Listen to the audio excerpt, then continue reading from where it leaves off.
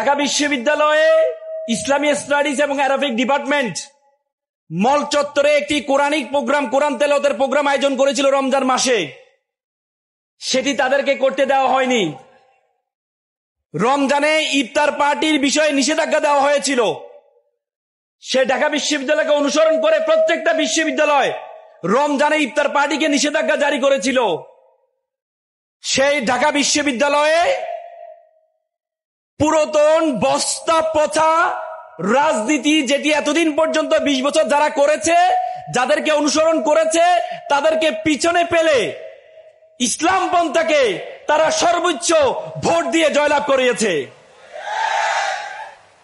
তো সুতরাং এটা জেনজিদের সবচেয়ে বড় কন্ট্রিবিউশন। তোমরা জানো ঢাকা বিশ্ববিদ্যালয় সৃষ্টি হয়েছে। ঢাকা বিশ্ববিদ্যালয় যখন সৃষ্টি হচ্ছিল তখন যেহেতু দুই বাংলা আমরা একসাথে ছিলাম, এই বাংলার মুসলিম অধ্যুষিত ছিল, পশ্চিম বাংলা মুসলিম অধ্যুষিত ছিল না। তখনকার হিন্দু যারা বড় বড় নেতৃবৃন্দ ছিল তারা বলেছে যেহেতু কলকাতা একটা বিশ্ববিদ্যালয় আছে, তো সুতরাং ঢাকায় একটা বিশ্ববিদ্যালয়ের কোনো প্রয়োজন নেই। স্বয়ং রবীন্দ্রনাথ ঠাকুর এটা বিরোধিতা করেছিল। তখন শুধুমাত্র মুসলমানদের কল্যাণের জন্য ঢাকা বিশ্ববিদ্যালয় তৈরি করা হয়েছিল।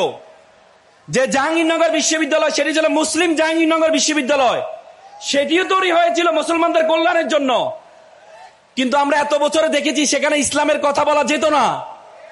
আমরা বিশ্ববিদ্যালয়ের ছাত্র ছিলাম, আমরা ইসলামের কথা বলতে পারতাম না, আমরা সরাসরি নামাজ পড়তে পারতাম না।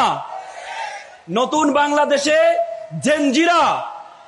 জেনজিরা দেখিয়ে দিয়েছে বাংলাদেশকে যদি সুন্দর রাখতে হয় তাহলে ধর্মীয় মূল্যবোধে যারা বিশ্বাসী তারা ছাড়া বাংলাদেশকে সুন্দর রাখা সম্ভব না। তারা তাদের ব্যালটের মাধ্যমে সেটি দেখিয়েছে। আমরা তোমাদেরকে কংগ্রেচুলেট জানাচ্ছি।